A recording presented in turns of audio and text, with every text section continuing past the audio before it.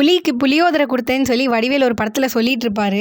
கடவுள் அருள் நாய்க்கும் கிடைக்கட்டும்னு சொல்லி கோயிலேருந்து வாங்கிட்டு வந்த புளியோதரை எதுவும் நாய்க்கு கொடுத்துறாதீங்க. நாய்களுக்கு புளி சம்மந்தப்பட்ட உணவை கொடுத்தீங்கன்னா சிறுநீரகம் வேலை பார்க்காம போயிடும். முடிஞ்ச அளவுக்கு அதை தவிர்த்துடுங்க. அப்படியே சப்ஸ்கிரைப் பண்ணிக்கோங்க. புளியோதரை செய்கிறதுக்கு கடலை பருப்பு, மல்லி, உளுந்து, மிளகு, வெந்தயம் சேர்த்து நல்லா பொன்னிறமாக வறுத்து எடுத்துக்கோங்க.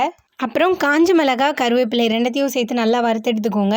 வறுத்து வச்ச பொருளெல்லாம் நல்லா ஆற விட்டுருங்க. ஒரு கடாயை சூடு பண்ணி அதில் கொஞ்சம் நல்லெண்ணெய், சமையல் எண்ணெய் ரெண்டத்தையும் சேர்த்து கடுகு, கருவேப்பிலை, உளுந்தம்பருப்பு போட்டு தாளிச்சுக்கோங்க. அது கூட கொஞ்சமாக கடலை பருப்பும் சேர்த்துக்கோங்க. எல்லாம் நல்லா பொரிஞ்சு வந்ததும் மஞ்சள் தூளும் காயப்பொடியும் சேர்த்துக்கோங்க.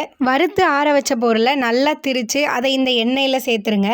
பொடி சேர்க்கும் போது அடுப்பை அணைச்சிட்டே சேருங்க, இல்லைனா சட்டுன்னு கரிஞ்சிரும். பொடி சேர்த்து ஒரு நிமிஷம் வதக்கிட்டு நம்ம கரைச்சி வச்சிருக்க புளியை உள்ளே சேர்த்துருங்க. நல்லா எண்ணெய் பிரிஞ்சு வத்தி வந்ததும் தேவையான அளவு உப்பு சேர்த்து இறக்கிடுங்க. சூடானதும் சாதத்தை போட்டு கிளறிடுங்க. இந்த புளியோதரை உங்களுக்கு பிடிச்சிருந்தான்னு மறக்காம சொல்லுங்க.